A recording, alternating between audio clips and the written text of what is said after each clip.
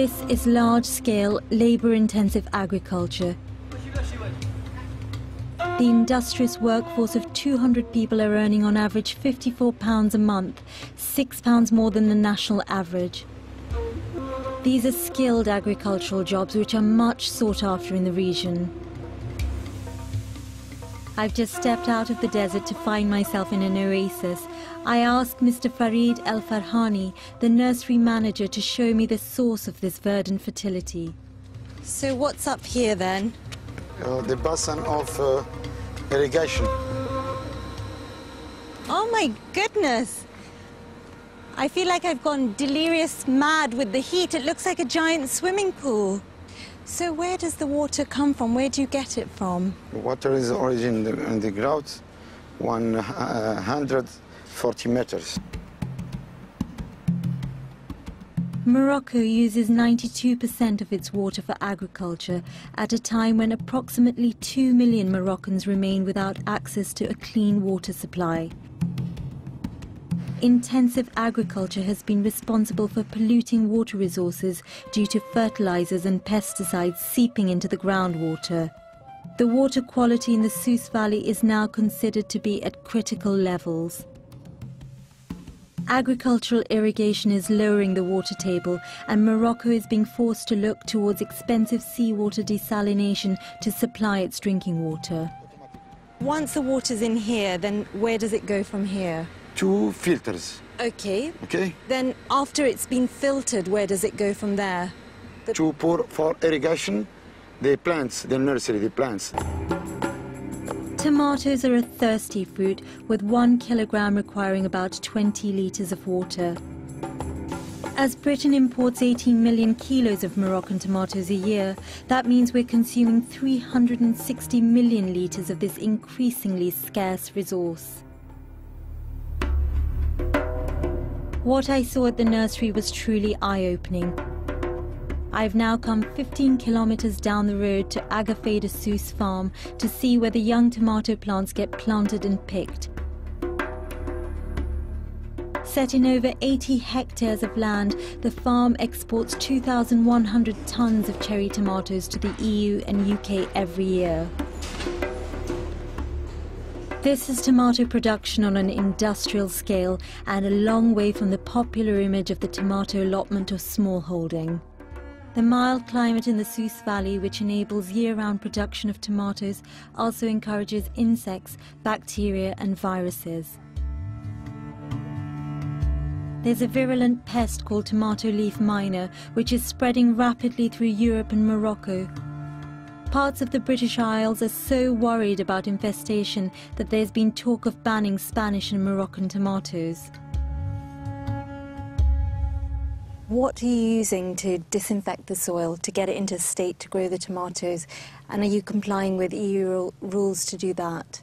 On travaille avec des insecticides respectables européens. Les Anglais peuvent faire des contrôles. Et s'ils voient un insecticide, c'est nous qui perdons.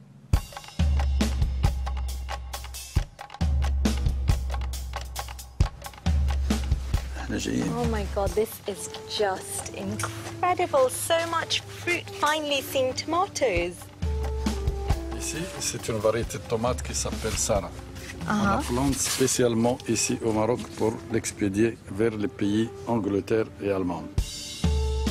These are so different from the misshapen ones I found in the souk. I can see why they're so popular with the UK supermarkets, because as a variety, they're perfectly round with very little variation in size. Are these popular here in Morocco? Do you sell them to Moroccans? Non, non. Les Marocains ne mangent pas beaucoup ça. Ils mangent la tomate grosse. I'm about to take the cherry tomatoes on the first leg of their 1,500-mile journey back to the UK. It's 10 a.m. and once picking begins, the clock starts ticking. These cherry tomatoes now have 80 hours to get onto our supermarket shelves in tip-top condition. First stop, the farm depot, where the tomatoes will be graded and packed. This sorting depot processes up to 24,000 kilograms of tomatoes every day, headed for the UK, Germany, Holland, France, Russia and Sweden, and exports to Tesco and Co-op up to 4 times a week. All the EU nations where these cherry tomatoes are headed have different quality controls, with our British supermarkets requiring that all our tomatoes are one size of 25 to 30 millimeters and a particular grade of redness. It's 4 p.m., 6 hours since the tomatoes were picked. The graded tomatoes are now loaded into a van ready for their 8-hour, 450-mile journey to the ferry port in Tangier, the first leg of their 3-day journey.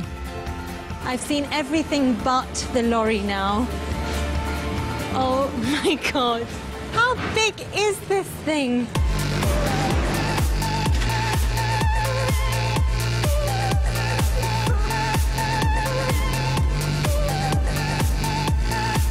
I'm hopping up and down with every little bump in the road.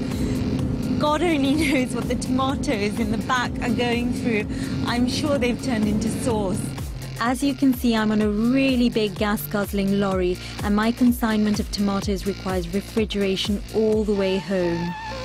You might think this isn't the greenest way to get your cherry tomatoes, but you'd be wrong.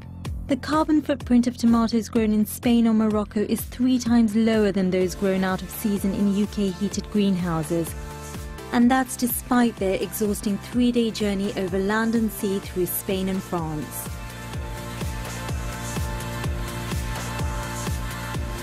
Our massive demand for fresh, out-of-season cherry tomatoes is creating an ethical dilemma, while importing these to the UK creates jobs and a valuable income for Moroccans. It's contributing to water pollution and a critical water shortage. So, should we really be buying them? You decide. Coming up, the cheapest supermarket of the week. Right, well, juice.